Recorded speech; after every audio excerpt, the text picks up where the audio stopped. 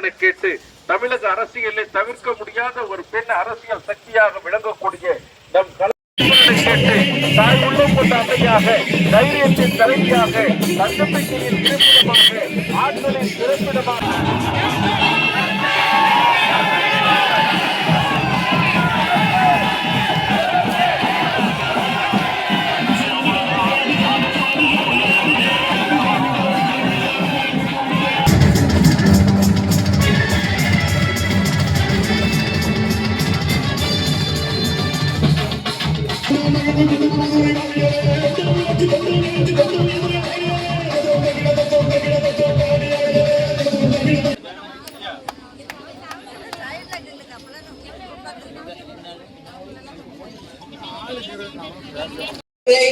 கஜா புயல் வந்தபோது தூத்துக்குடி மாவட்டம் முழுவதும் பாதிக்கப்பட்டது.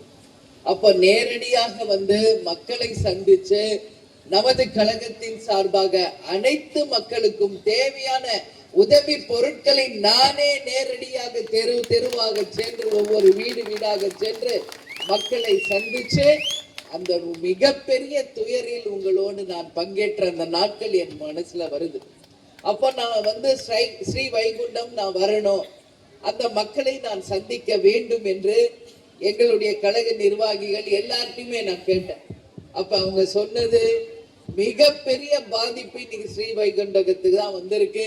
இந்த ஸ்ரீ வைகுண்டமே இன்னைக்கு ஒரு தீவு போல, எந்த தொடர்பும் இல்லாமல் சுத்தி தண்ணி வந்ததுனால அந்த ஊருக்குள்ள போகவும் முடியாது, ஊர்ல இருக்கிறவங்க வெளியவும் வர முடியாத ஒரு நிலைமை இருக்கிறது.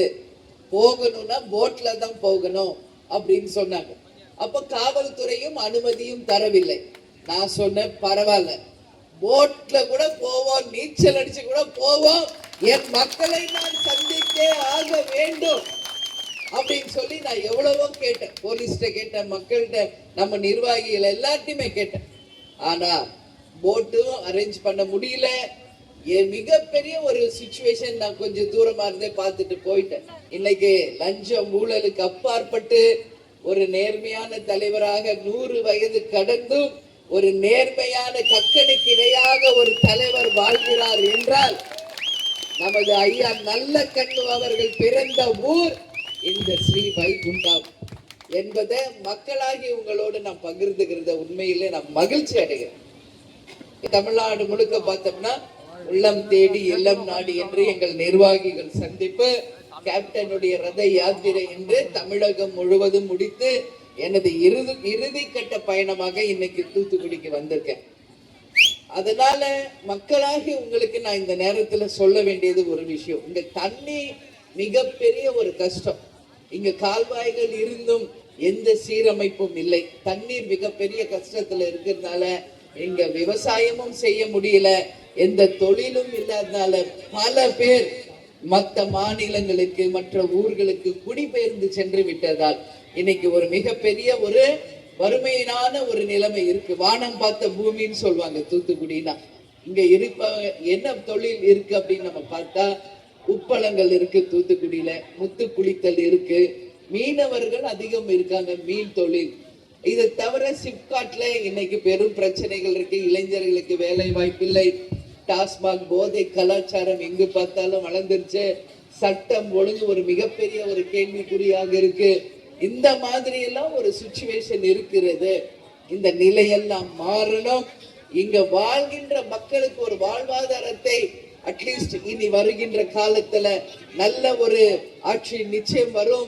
அந்த ஆட்சி மக்களுக்கு நிச்சயம் நல்லது செய்யும் என்பதை இந்த நேரத்துல உங்ககிட்ட உறுதியாக நான் சொல்றேன். சடையநேரி கால்வாய் மூலமாக உபரி நீர் மட்டும்தான் வருதே ஒழிய எல்லா நேரமும் மழை நீரோ நல்ல தண்ணீரோ அங்க வந்து அந்த குளங்களையும் ஆறுகளையும் நிரப்பினால் இங்க இருக்கின்ற மக்கள் வாழ்வாதாரம் நிச்சயம் நிரம்பியதாக இருக்கும். ஆனால் வெறும் உபரி தண்ணியை திறந்து விடுறதுனால இங்க மக்களுடைய வாழ்வாதாரம் கேள்விக்குறியா இருக்கு. அதே மாதிரி இங்க பல்வேறு காரணங்களால பெரும்பாலான நேரங்களில் நீர்வளம் மற்றும் பொதுப்பணித்துறை அதிகாரிகள் தாமிரபரணி ஆற்றில் உபரி நீரை ஸ்ரீ வைகுண்டம் அணைக்கட்டுக்கு தாண்டி ஆத்தூர் பாலம் வழியாக பொன்னக்காயல் கடலுக்கே நேரடியாக அனுப்புறதுனால அந்த தண்ணீர் மொத்தம் கடல்ல போய் வீணா கலந்து கொண்டிருக்கிறதே ஒழிய மக்கள் பயன்பாட்டிற்கு அந்த தண்ணி வராம ஒரு நிலைமை இருக்கிறது. இது நிச்சயம் வேதனைக்குரிய விஷயம். என உங்கள் அந்நியார் விவசாய குடும்பத்தில இருந்து வந்த உங்கள் பெண், உங்கள் வீட்டு பெண், ஏழைகளின் உற்ற தோழர் கேப்டன் எப்படி, அது மாதிரிதான் நான். அதனால இந்த உங்களுடைய கோரிக்கைகள் அத்தனையும் என் மனசுல ஏறிச்சு. 2026 தேர்தலுக்கு பிறகு நிச்சயமாக ஒரு நல்ல மாற்றத்தை சாத்தான்குளம் மக்கள் பார்ப்பீங்க.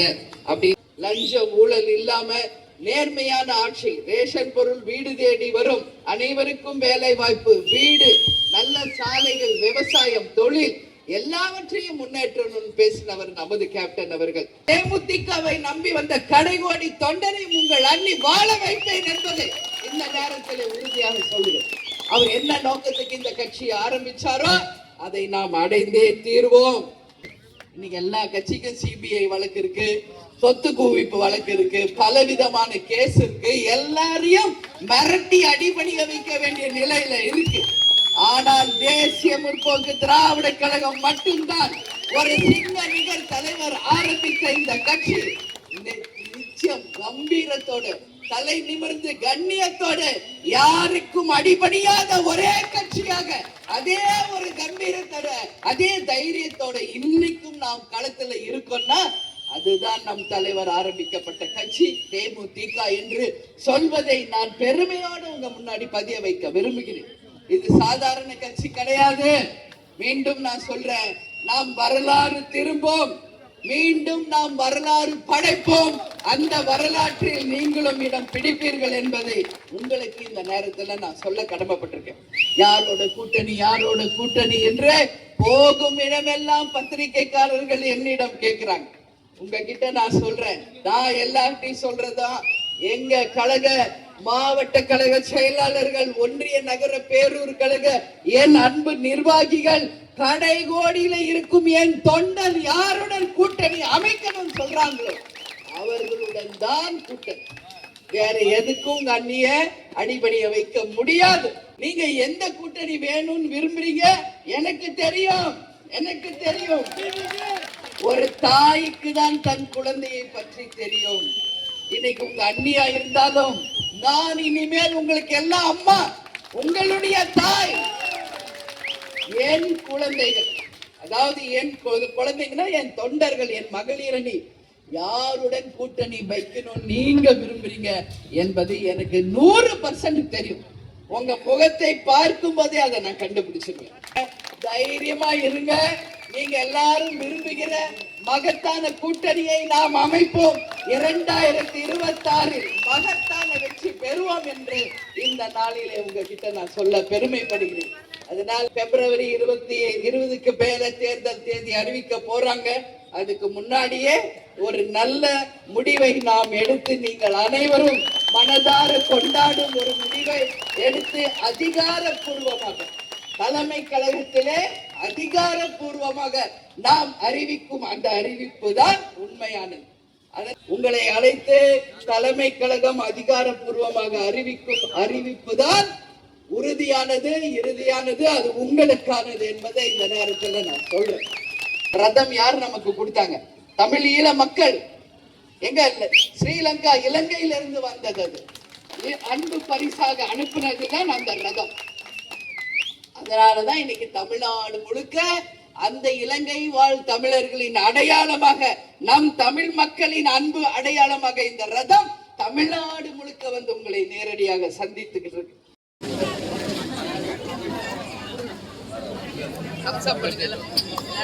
பண்ணுங்க.